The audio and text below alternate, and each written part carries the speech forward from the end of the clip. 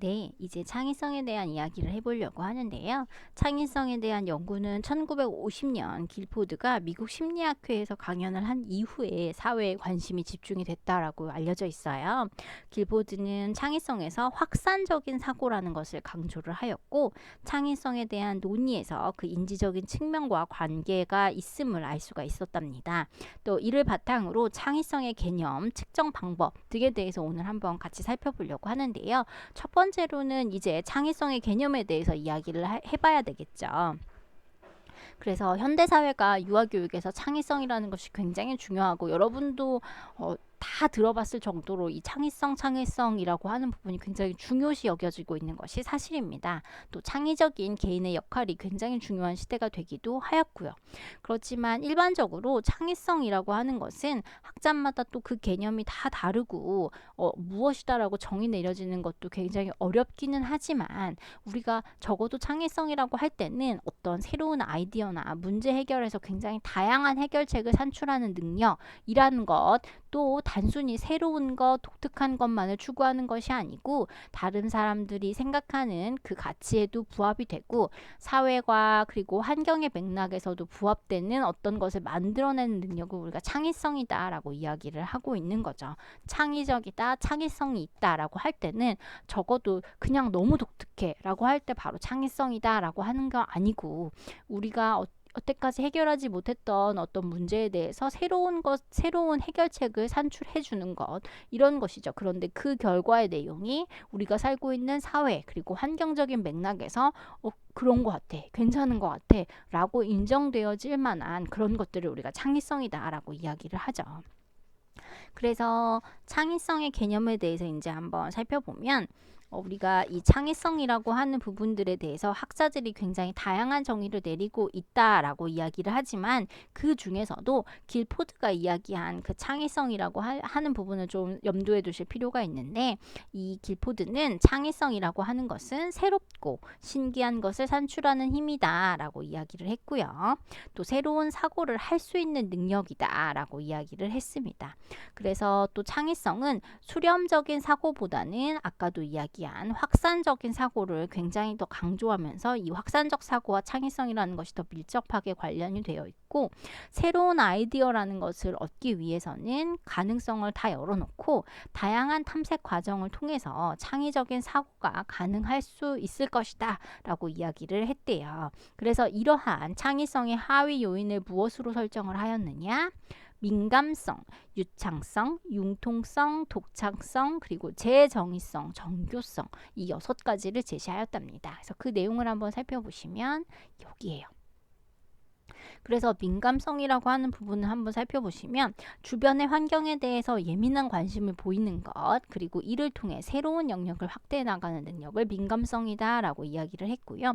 유창성, 주어진 문제, 과제, 자극에 대해서 가능한 많은 양의 아이디어를 산출해내는 것이 유창성이고, 융통성은 고정관념, 어떤 틀에 매여 있지 않고 생각 자체를 바꾸어서 다양한 해결책을 찾아내는 능력이 융통성, 독창성이라고 하면 기존에 우리가 늘 이렇게 해야 돼 라고 하는 것에서 탈피하여서 참신하고 독특한 아이디어를 산출하는 것을 독창성이다. 그리고 정교성이라는 것은 다듬어지지 않은 기존의 아이디어를 보다 더 정교하게 치밀한 것으로 만드는 그 발전시키는 능력을 정교성이다 라고 이야기할 수 있고요. 재정의성은 얼마 동안 그 제안에 대해서 판단을 통제하고 문제의 범위를 확대시켜서 정의하거나 반대로 좁히는 것, 늘려보고 줄여보고 하는 것이죠. 그 자신의 아이디어에 대해서 판단이라는 것, 이게 맞아 라고 하는 것들을 다 통제하고 문제의 범위를 늘려보거나 또는 그것을 좁혀서 정의를 해보려고 하는 것, 그것을 재정의성이다 라고 이야기할 수 있겠습니다. 또 우리가 토렌스라는 학자에 대해서 한번 살펴보려고 하는데요. 해답이 없는 문제 문제를 해결하기 위해서 문제의 결함이라는 것을 찾아내고 이를 해결할 수 있도록 개인이 갖고 있는 지식을 조합하고 또 그것을 추측하고 또 가설을 세워 검증하는 과정이라는 것을 거쳐서 결과를 도출해내는 과정이다라고 토렌스는 창의성에 대해서 이야기를 했대요. 그래서 창의적 사고를 가졌다는 것은 문제 해결 능력이라고 토렌스는 바로 생각을 했고, 이러한 창의성의 하위 요인으로는 유창성, 융통성, 독창성, 정교성이라고 정의를 내렸답니다. 자, 또 다른 학자를 한번 살펴볼게요. 여기서 고든이라고 하는 학자가 있는데요. 이 학자가 제시한 시네틱스라고 하는 개념을 제시하였대요. 이 시네틱스는 관련이 없는 요소들을 결합시키는 것이라고 이야기를 하면서 이는 발견적인 해결법이다 라고 이야기를 하였는데요. 시네틱스 과정이라고 하는 것은 우선적으로 낯선 것을 친숙하게 전환하고 또 친숙한 것을 낯설게 하여서 새로운 관점으로 문제를 해결하는 것, 이것을 바로 시네틱스라고 이야기하면서 고든이라는 사람이 창의성을 문제를 해결하는 능력이다 라고 정의를 하였던 거죠. 그리고 이 문제를 해결하는 능력에서 시네틱스라는 개념이라는 것이 제시가 된 것이죠. 자, 또 월러스라는 학자도 있습니다. 창의성을 문제 해결의 과정이다 라고 주장을 하는 거고, 창의적인 사고를 위해서 준비 단계, 부화 단계, 발현 단계, 검증 단계를 거쳐야 된다라고 주장을 했대요. 그리고 에머빌이라는 사람은 창의성을 통합적인 관점으로 보고 창의성이라고 하는 것이 단지 그냥 단일 요인이 아니고 동기적인 것, 환경적인 것, 인지적인 것, 성경적인 것 부분들로 성격적인 것들로 그 통합적으로 발현이 된다라고 에머빌은 강조를 하였습니다. 그래서 창의성은 전문 지식, 개인이 소유하고 있는 내적 동기, 창의성과 관련된 기술에 의해서 더욱더 발현되어질 수 있다라고 이야기를 하고 있네요. 그래서 창의성의 그 이야기한 창의성 요소 모델, 그 에머빌의 부분들을 보면 바로 이렇게 구성이 되어 있는 부분을 살펴볼 수가 있습니다. 동기가 어떠한가 라고 하는 부분들, 기술이 어떠한가, 또 전문적인 지식이 어떠한가 라고 하는 부분들로 할 수가 있겠죠. 현대에 들어와서 굉장히 유명한 학자 중에 한 명은 바로 이 칙센트미아인데요.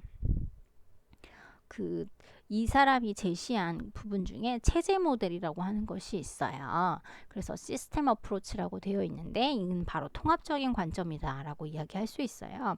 그래서 창의성을 위한 세 가지 체계라는 것이 있는데 그것이 개인, 그리고 분야, 영역이라고 했고, 개인 체계는 창의성을 발현시키는데 인지적인 과정, 그리고 성격적인 특성, 그리고 동기 유발 등의 그 개인적인 특성을 활용하여서 정보를 변형하고 확장시킨다라고 이야기를 했고요.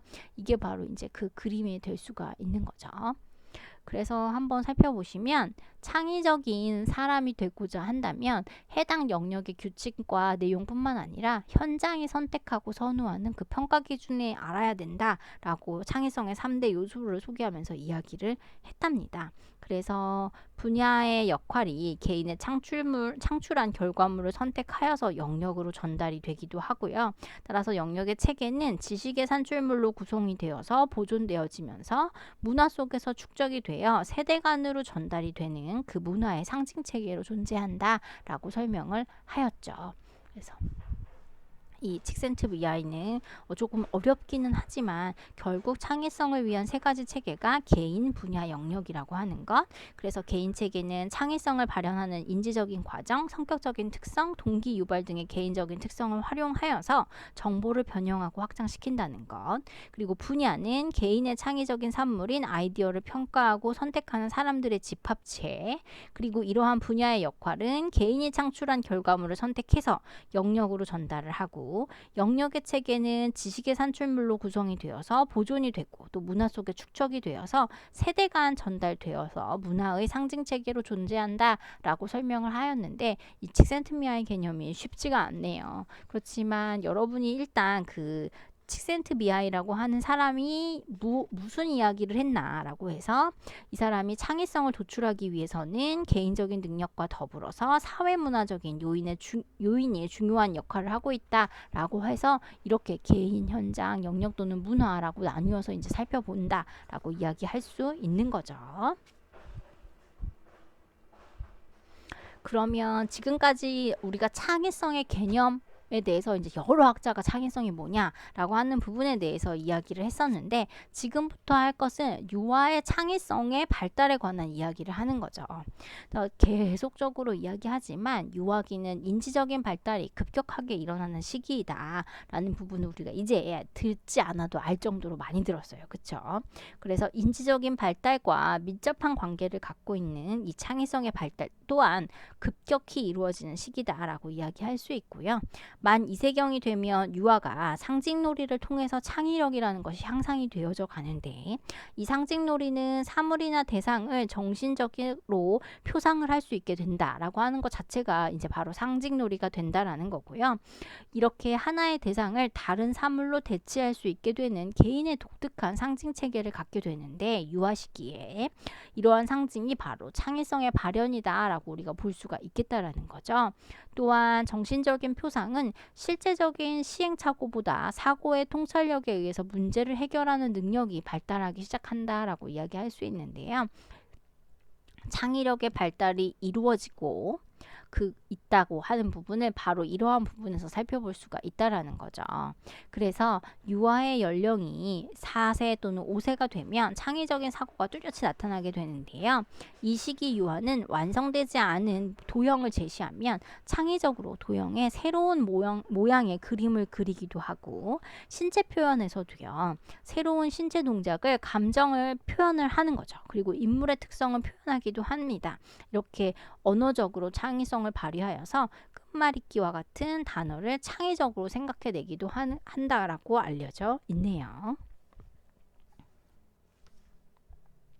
창의성이라고 하는 부분이 어떻게 되는지 비고츠기가 창의성의 발달 곡선에 대해서 이야기를 한 부분도 살펴볼 수가 있습니다. 그러면 이제 창의성이라고 하는 것 우리가 아까 지능이라고 하는 부분을 어떻게 측정할 것인가 뭐 이런 거 살펴봤듯이 창의성이라는 것이 어떻게 측정이 되나라고 하는 것으로 유아용 창의성 검사로 가장 대표적인 것은 토렌스가 개발한 이 TTCT라고 하는 것이 있어요. 토렌스가 길포트의 확산적인 사고라고 하는 부분에 초점을 두어서 그 창의성을 개발하고자 개발이 됐는데요. 창의적인 사고력 검사는 언어 검사 그리고 도형 검사로 구분이 되어 있고 이 두 검사가 그 검사를 구성하는 활동과 창의성의 하위 요인도 다르게 적용되는 검사임을 알 수가 있습니다. 그래서 언어 검사를 한번 살펴보시면요. 일단 언어 검사는 질문하고 원인을 추측하고 결과를 추측하고 작품을 향상시키고 독특한 용도 그리고 가상해보기 등 6개의 활동으로 구성이 되어 있는데요. 또 창의력의 하위 요인으로 유창성, 융통성 그리고 독창성이라고 하는 것을 이 과정에서 평가하게 되어 있습니다. 또 도형 검사는요. 그림을 구성하는 것 또 그림을 완성하는 것, 쌍의 두 직선, 원 또는 원과 선을 그리기 활동을 하고 또 창의력의 하위 요인으로서는 유창성, 독창성, 정교성, 그리고 제목의 추상성, 성급한 종결에 대한 저항으로 평가가 될 수 있습니다. 그래서 창의적인 사고력 검사는 언어 검사와 도형 검사에서 A형, B형의 같은 동형 검사가 있고요. 동형 검사를 통해서 창의성에 대한 검사, 그러니까 똑같은 검사를 다시 하게 되는 거죠. 그 재검사가 가능하다라고 알려져 있습니다. 이런 부분들을 할 수 있다라는 거예요. 그림 속 장면에 대해서 질문해 보는 거죠. 이건 어떤 장면인 것 같니? 또는 이러한 장면이 일어나게 된 원인은 뭘까? 왜 이런 일이 일어났을까? 이 일을 읽고 나서는 무슨 일이 일어날 것 같니? 라고 결과를 상상하게 하는 거죠. 뭐 이런 부분들이 창의력 검사에서 이루어진다라고 하고 있고요. 창의성 검사로 또 다른 부분을 한번 살펴보시면 7교판 그 창의성 검사라는 것이 있는데요. 7교 우리 예전에 수학 시간에 많이 했었잖아요. 그 우리나라 전통놀이 기구이잖아요. 그래서 이를 이용하여서 김상윤이 그 간단한 창의성 검사를 개발한 적도 있다라고 하고 있고, 그래서 7개의 도형 조각으로 나뉘어져 있고, 큰 이등변 삼각형이 2조각, 중간 이등변 삼각형이 1조각, 작은 이등변 삼각형 2조각, 정사각형 1조각, 평행사변 1조각, 이렇게 7개의 도형으로 나뉘어져 있는데, 칠교판 검사에서 유아에게 새로운 모양을 구성하도록 하여서 그 아이의 창의성을 측정하도록 되어 있음을 알 수가 있겠습니다. 오늘 수업한 내용이 사실은 굉장히 어려워요. 여러분이 어렵다, 도대체 무슨 말이냐 라고 하는 거 충분히 이해할 수 있고요. 그래서 그 과정에서는 여러분 책을 한번 정독해 보시는 것도 도움이 될 것 같고요. 책을 한번 쭉 읽어 보시면서 누구는 창의성에 대해서 이렇게 이야기했구나, 창의성 측정은 이렇게 측정이 되는구나 라고 하는 부분에 대해서만 정리하실 필요가 있을 것 같아요.